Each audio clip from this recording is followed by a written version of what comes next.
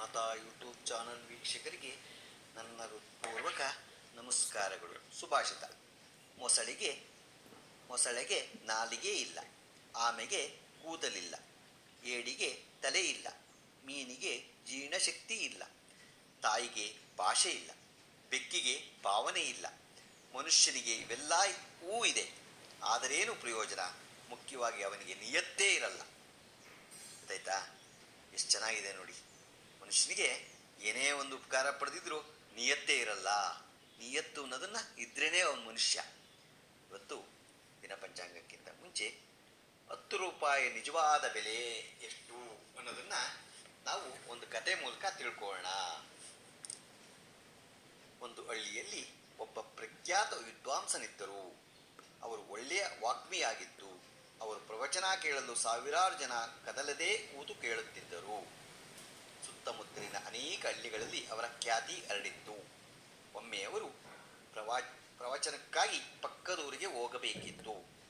ಆ ಊರಿಗೆ ಹೋಗುವ ಬಸ್ಸು ಹತ್ತಿ ಟಿಕೆಟ್ ತೆಗೆದುಕೊಂಡರು. ಗಡಿಬಿಡಿಯಲ್ಲಿ ಬಸ್ ಕಂಡಕ್ಟರ್ ಚಿಲ್ಲರೆ ವಾಪಸ್ ಕೊಡುವಾಗ 10 ರೂಪಾಯಿ ಹೆಚ್ಚು ಕೊಟ್ಟು ಬಿಟ್ಟ. ಅದನ್ನು ಗಮನಿಸಿದ ಆ ವಿದ್ವಾಂಸ ಅದನ್ನು ಹಿಂದಿರುಗಿಸಲು ಯೋಚಿಸಿದರು. ಆದರೆ ಬಸ್ಸು ತುಂಬಾ ಜನರಿಂದ ತುಂಬಿತ್ತು, ಇಳಿಯುವಾಗ ಕೊಟ್ಟಲಾಯಿತು ಎಂದುಕೊಂಡು ಕುಳಿತರು. ಸ್ವಲ್ಪ ಸಮಯದ ನಂತರ ಅವನ ಮನಸ್ಸು ಬದಲಾಯಿತು. ಆ ಕಂಡಕ್ಟರ್ ಕೂಡ ಎಷ್ಟೋ ಜನರ ಬಳಿ ಸರಿಯಾದ ಚಿಲ್ಲರೆ ಕೊಡದೆ ತಾನೇ ಹೊಡೆದಿರಬಹುದಲ್ಲ. ಈ ಬಸ್ ಕೂಡ ಒಂದು ಕಂಪನಿಯದೇ. ಎಷ್ಟು ಜನರು ಈ ಕಂಪನಿಗೆ ಮೋಸ ಮಾಡಿ ದುಡ್ಡು ತಿನ್ನುವುದಿಲ್ಲ? ನನ್ನ 10 ರೂಪಾಯಿಯಿಂದ ಆಗುವ ನಷ್ಟವೇನು? ಈ 10 ರೂಪಾಯಿಗಳನ್ನು ಯಾವುದಾದರೂ ದೈವಿಕ ಕಾರ್ಯಕ್ಕೆ ಬಳಸಿದರಾಯಿತು. ಹೀಗೆ ಯೋಚಿಸಿ ಸುಮ್ಮನೆ ಕುಳಿತರು. ಅಷ್ಟರಲ್ಲಿ ಊರು ಬಂತು.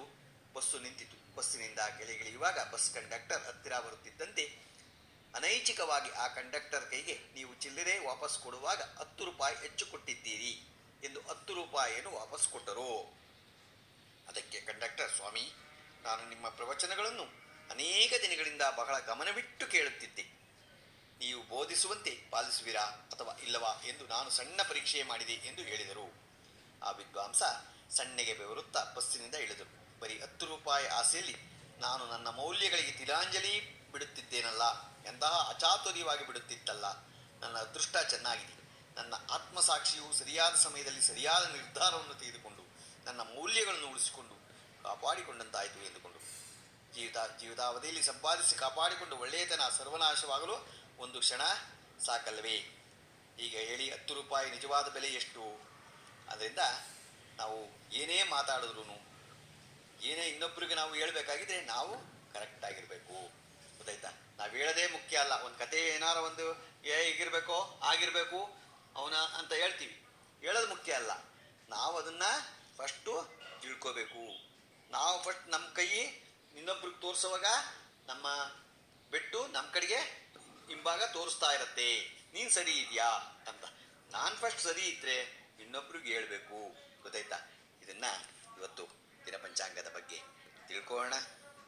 ದಿನಾಂಕ 9/8/2024 ಶುಕ್ರವಾರ, ಶ್ರೀ ಕ್ರೋಧಿನಾಮ ಸಂವತ್ಸರ, ದಕ್ಷಿಣಾಯನ, ವರ್ಷ ಋತು ಶ್ರಾವಣ ಮಾಸ, ಶುಕ್ಲ ಪಕ್ಷ, ತಿಥಿ ಪಂಚಮಿ, ರಾತ್ರಿ 11:29, ನಕ್ಷತ್ರ ಹಸ್ತ, ರಾತ್ರಿ 12:20, ಮಳೆ ಆಶ್ಲೇಷ 2ನೇ ಪಾದ, ರಾಹುಕಾಲ 10:54 12:28 ತನಕ ಇದೆ. ಕುಳಿಕ ಕಾಲ 7:46 9:20 ತನಕ ಇದೆ. ಯಮಗಂಡ ಕಾಲ 3:37 5:11 ತನಕ ಇದೆ. ಇವತ್ತು ಯಾರು ಹುಟ್ಟುಹಬ್ಬ ಆಚರಿಸ್ಕೊಂತಿದ್ರು, ಮದುವೆಯಾದ ದಂಪತಿಗಳು ವಾರ್ಷಿಕೋತ್ಸವ ಆಚರಿಸ್ಕೊಂತಿರೋರಿಗೆ ನಮ್ಮ ಹೆಬ್ಬಳದು ಶ್ರೀ ಚಿಕ್ಕಮಾತಾ ಯೂಟ್ಯೂಬ್ ಚಾನಲ್ ಕಡೆಯಿಂದ ಶುಭ ಕಾಮನೆಗಳನ್ನು ತಿಳಿಸ್ತೀವಿ. ದೇವರವರಿಗೆ ಆಯಸ್ಸು, ಆರೋಗ್ಯ, ಐಶ್ವರ್ಯ ಎಲ್ಲ ಕೊಟ್ಟು ಕಾಪಾಡಲಿ ಅಂತ ನಾನು ಕೇಳ್ಕೊತೀನಿ.